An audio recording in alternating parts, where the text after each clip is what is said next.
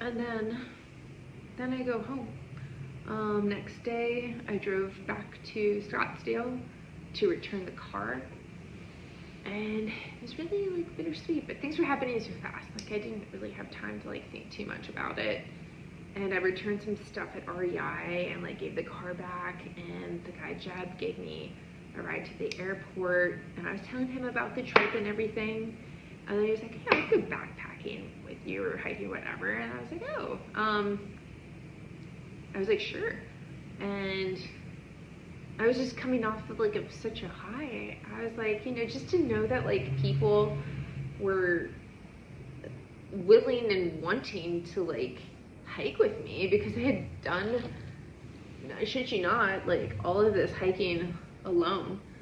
And I think I'm trying to think back in Virginia if I ever, there was a hiking partner I had for 2 hikes my whole time there.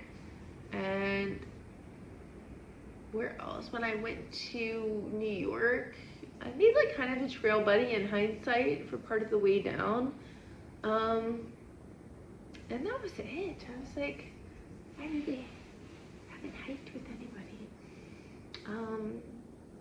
Jenny, another friend, which was the ex-wife of one of my exes, she had come to Gatlinburg with me and hiked with me. My mom and Bob have hiked with me.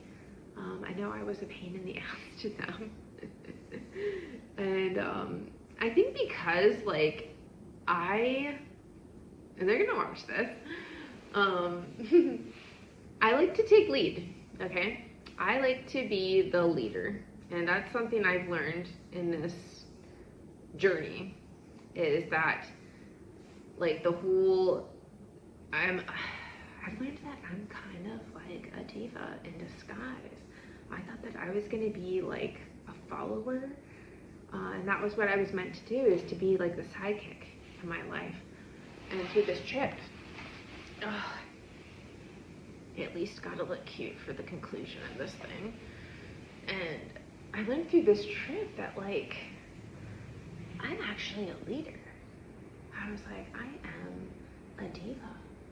I was like, I want people to follow me, not because I'm power hungry, but because I'm actually like not power hungry, and I want to nurture them. I want to protect them. I'm the protector.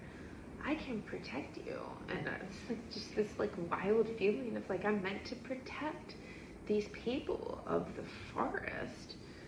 And like, yeah, I need to be in control in some respects to like, to be able to protect you. Like I need to set the tone. I need to set the vibe, and you know, follow me. And if the timing's right, then I can let you get ahead of me, because I want trails and trees.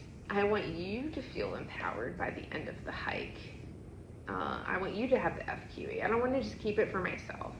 I don't want to just be at the front the entire time. If you feel like you want to take lead, or if I sense that like, okay, this person's ready, it was like, let's give them a taste of what it feels like, just the way that it was to me.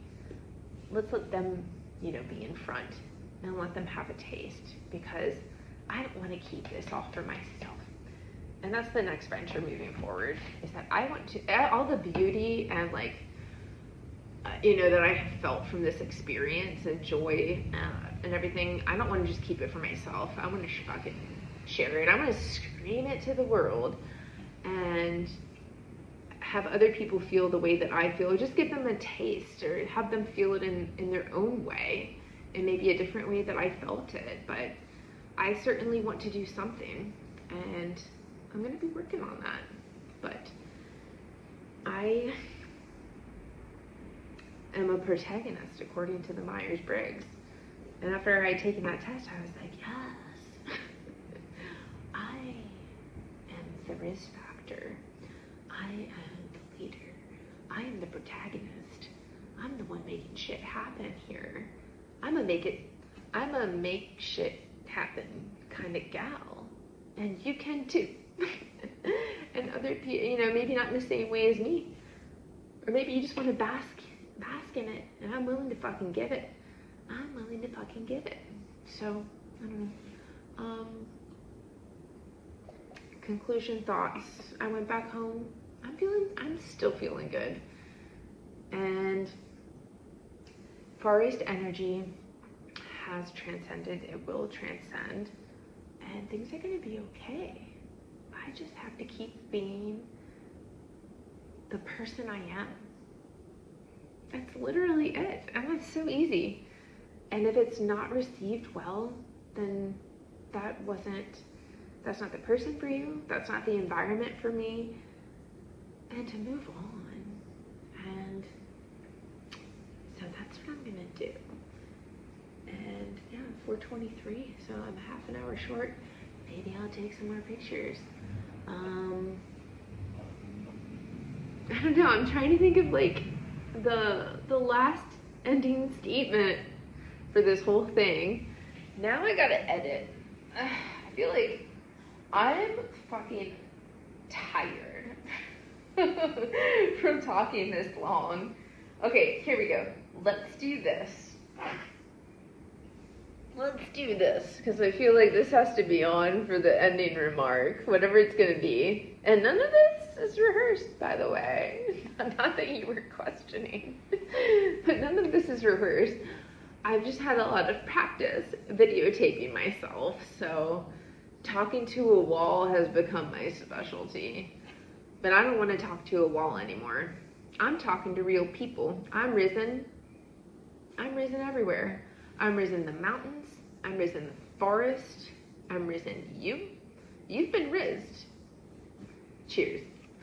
All right, I'm heading back into the real world on the way back to Scottsdale.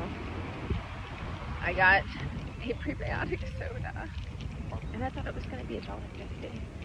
And then I was like, oh, it rang up to $3, and I was like, oh, could you take this off? Too expensive. And the guy was like, this place is too expensive. He's like, I'm just going to give it to you for free. And I was like, forest energy transcends. I had to change at Albertsons and put on some makeup for the fucking plane ride home. You just find a fucking gas station, you find a Starbucks, or you find a grocery store, and you change, and you brush your teeth, and that is how you can be homeless chic as well. Just listening to Taylor's new album, and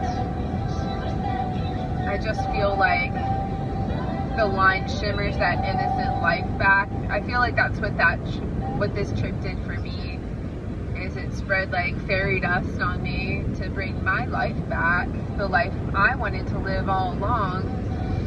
And now I get to sprinkle fairy dust on everyone else, and that's how I want to spend the rest of my life. Also, let's do this. Another analogy to Taylor Swift is that I have liked Taylor Swift from the very, very beginning. Before it was cool too, I've always stayed loyal to her. I have sung her at karaoke from the very beginning, and now all of a sudden there's this whole community of us. So even if it's still uncool to like her, now I have this fucking community, and beyond that, who really cares? You can enjoy her music with everyone else who enjoys it, and that's kind of how I feel about the forest. Not everyone likes to hike or see tree after tree or mountain after mountain, cloud after cloud. I do. And you just gotta keep doing you. That's it. There's always people out there to share. Oh, I was focused on my singing too much. Said the next gas station's in 36 miles. However, my tank says that it has 23 miles left. So, it should be interesting. Oh my god. I was sweating that out. No lie. It had 1 mile left on the tank reader thingy, and I just got to a gas station. So, I think I'm gonna make my flight. For my final race of the trip, the Turo dude. I was like, yeah, the Forte has been through quite an adventure. and he gave me a Cheesecake Factory gift card because of the battery issue. So I'm like, oh, this is great, it's my birthday. I was like, I'll have to take myself up to Cheesecake Factory. I was telling him about all the hiking. He's like, oh, I'd love to go hiking with you. And blah, blah, blah. And we exchanged numbers. So I'm in Arizona again. He lives out in Superstition, which is a really cool area. I was like, man, my final Riz, so sad. So sad. The luggage game was very difficult. I know I was over 2 pounds, and I tried to sweep talk the lady, and thankfully it worked. She just had me remove the jean skirt, and I saw the weight still 51.5. I was like, I cannot fit anything else in any of these bags.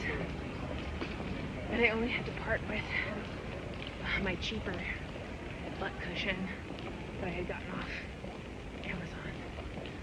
But yeah, almost ran out of gas on the way here. Down to the wire. Yeah, forest energy doesn't have to exist just in the forest. Enthusiasm, I think, for anything is contagious and infectious, and everyone wants to be around joy. I want to be around joy, so I'm creating that. I can create joy and spread it, and that's that.